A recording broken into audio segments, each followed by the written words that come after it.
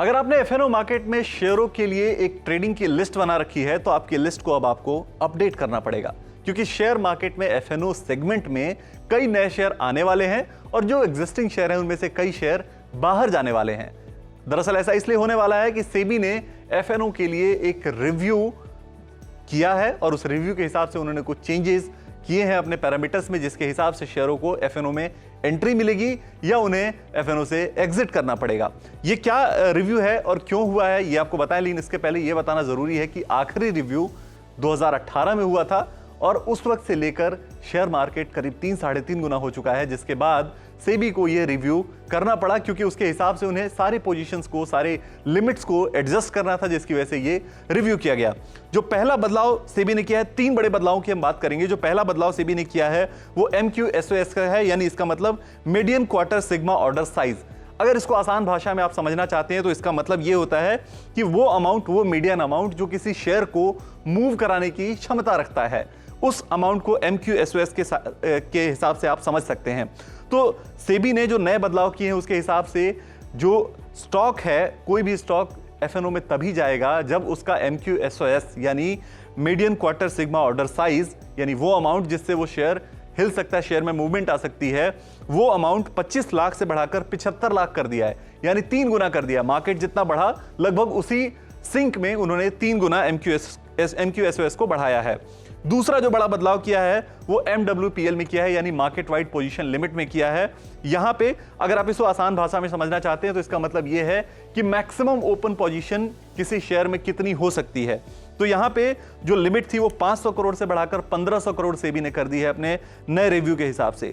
जो तीसरा बड़ा बदलाव सेबी ने किया है वो है ADDV का, यानी एवरेज डेली डिलीवरी वॉल्यूम का। तो अगर किसी शेयर में जो average daily delivery volume cash market में जो पहले था वो 10 करोड़ था, अब उसे बढ़ाकर 35 करोड़ कर दिया गया, यानी एफएनओ में बने रहने के लिए किसी शेयर के कैश मार्केट में जो डिलीवरी वॉल्यूम होनी चाहिए वो 35 करोड़ रुपए की होनी चाहिए। एवरेज डेली डिलीवरी वॉल्यूम की हम बात कर रहे हैं, ADDV की बात कर रहे हैं।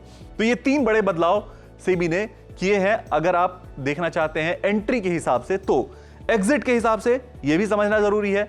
तो एग्जिट के हिसाब से आसान है कि अगर इन नियमों का किसी कंपनी के शेयर ने 3 महीने तक पालन नहीं किया, यानी शेयर में 3 महीने तक ये पैरामीटर्स मीट नहीं हुए, ये तीनों पैरामीटर्स, तो वो शेयर जो है वो एफएनओ से बाहर हो जाएगा और उसके बाद कोई नया कॉन्ट्रैक्ट उसमें इशू नहीं किया जाएगा। हालांकि जो एग्जिस्टिंग कॉन्ट्रैक्ट होंगे उन्हें एक्सपायरी तक रोल ओवर करने की इजाजत दी जाएगी। इसके अलावा अगर कोई शेयर एफएनओ से एक बार बाहर हो जाता है तो वो 1 साल तक वापस से एफएनओ में नहीं आ सकता है। ये भी एक जो है वो इस रिव्यू में सेबी ने एक बताया है, नया नियम बताया है। एक चीज जो नई एंट्री हुई है वो हुई है PSF की, यानी प्रोडक्ट सक्सेस फ्रेमवर्क की। अब प्रोडक्ट सक्सेस फ्रेमवर्क की जो 3 चीजें हैं, 3-4 चीजें हैं वो आपको बताऊंगा। वो जरूरी है कि अगर आप कोई एफएनओ का शेयर देख रहे हैं और उस एफएनओ शेयर ने PSF को मीट नहीं किया है तो इसका मतलब समझिए कि वो जल्दी ही एफएनओ से बाहर जाने वाला है। PSF के क्या रूल्स हैं?